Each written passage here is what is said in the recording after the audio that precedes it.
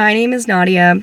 This is Grieving but Living, and I decided I'm going to start a series called Timed Talks. Basically, I'm going to set a timer for 6 minutes because it's like a nice round number, and I'm going to talk about grief in whatever way it comes up for me that day, and I'm not going to think twice about it.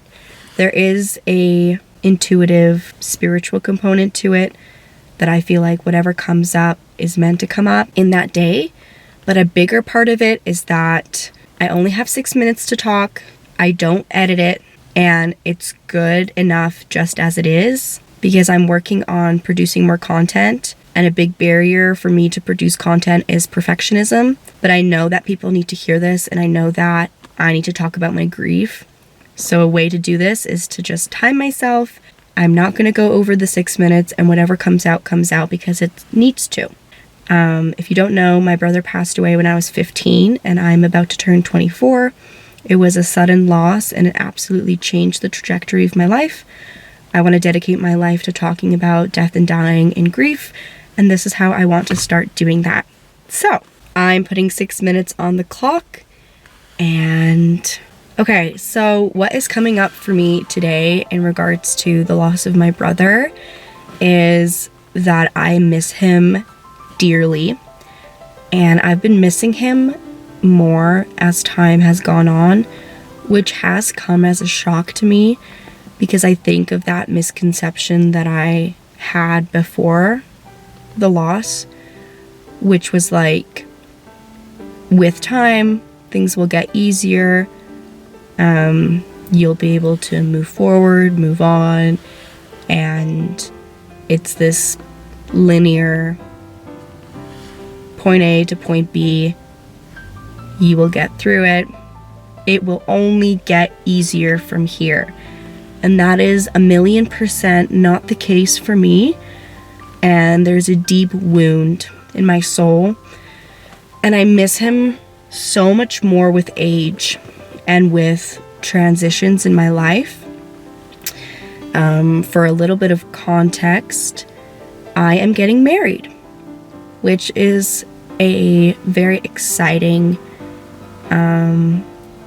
thing to happen because it means I have found someone that I consider my life partner. And this person has really been a rock for me, and actually a really big factor to me choosing them is because of the way that they are open to my grief and my loss, and the way that they discuss my brother with me, and their openness and their patience with me.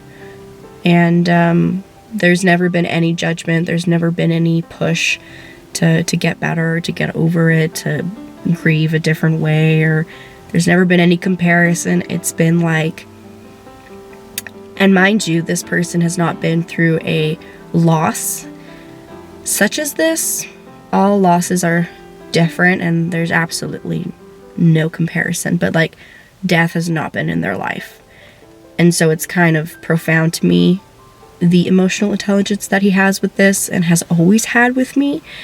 So of course it's a big factor in me choosing him because my loss is going to be a part of my life forever. But anyway, me getting married has brought up a lot of emotions, of course, because I wish he could be here.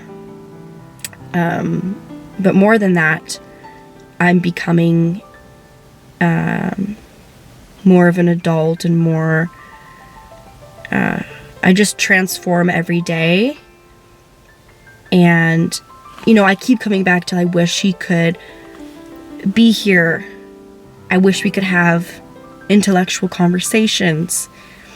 And I know it's this selfish that I keep coming back to. Like, he should be here to view me doing well or whatever. Like, of course it's about me at the end of the day. It's not taking his emotions into consideration necessarily, because the reason he's not a part of this earth anymore is because he was not happy here. But there's no judgment, there's no shame. I'm trying to work on that, on the way that I grieve, and the reason, like, I want him here because he was here and he's no longer here. It's okay. It's okay to want that. It doesn't make you selfish. And I'm curating our music list for the wedding right now. And music was a huge part of my life with my brother.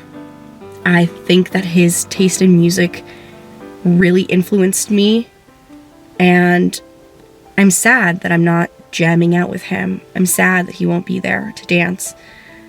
But then there's like, you know, these other beliefs that he will be there. He's in spirit. He's around you. But like that physical loss, you can never quite explain that physical loss. I cannot hug him. I cannot smell him. And that might sound odd to people who haven't lost, but think about like the smell of your house, you know, and the smell of the people in your life. That disappears with your person, and you do long for it. Speaking of smell, actually, there's a really good show on Netflix. It's going to leave Netflix soon, which is really sad, but it's called Monk. And grief is a really big theme in the show, and I think it's portrayed very accurately in the sense that, like, there's no timeline. It doesn't matter how long it's been, you're still gonna grieve and struggle, right? No matter how long. And there's an episode about smell and about even about pharmaceuticals, right? Like therapy and grief counseling and like and antidepressants and all that. It's a really, really good show, but that episode specifically is really great. I highly recommend it. And like, let's take the stigma away from like going into our person's room and smelling their closet. Like, you don't know until you've lost someone. Like, you crave that physical presence. And I have 15 seconds left, but that's what I'll end it on. It's okay that sometimes I still expect him to walk through the door, and it's okay that I miss him. It just shows how much I loved him, and I hope he's with me, and I hope your person is with you too in some way.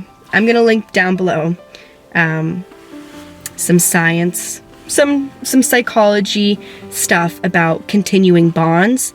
It's basically the idea of how do we continue our relationship with our loved one once they're gone, and how do we create meaning for ourselves with our person even though they're gone. Thank you for listening to my first ever timed talk. I'm gonna film one every single day, and then once I have like enough filmed, I'm gonna start uploading them. I feel like that was good. I'm a yapper, so I can yap about this stuff, but I know enough, and I've struggled enough that I can also make it make sense and connect it to the general public. Please let me know how you felt about this. Please let me know if anything resonated, or just your stories. I appreciate everyone's vulnerability and everyone's support. I hope that you are just taking it 1 second at a time, and wherever you are, I wish you healing and grace.